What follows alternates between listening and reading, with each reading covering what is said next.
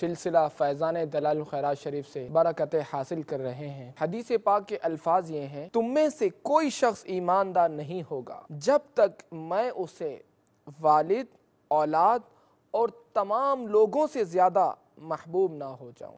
رسول اللہ عز و جل و صلی اللہ تعالی علیہ وآلہ وسلم نے فرمایا، اللہ تبارک و تعالی کے بندوں میں سے کچھ لوگ ایسے ہیں جو نہ کہ انبیاء ہیں نہ شہداء، اللہ تبارک و تعالی کی طرف سے ان کو ملنے والے مرتبوں پر انبیاء کرام رشک کریں گے۔ یہ وہ قوم ہوگی جو اللہ تبارک و تعالی کی محبت کے ساتھ ایک دوسرے سے محبت رکھتے ہوں گے۔ دنیا سے قطع تعلق کرنے کی خداوند قدوس کے دربار میں اتنی اہمیت نہیں ہے جتنی کہ اس کے دربار میں زیادہ اہم اللہ تبارک و تعالیٰ کے لیے محبت اور اللہ تبارک و تعالیٰ کے لیے عداوت ہے۔ محبت میں اپنی گماں یا الہی، نہ پاؤں میں اپنا پتہ یا الہی۔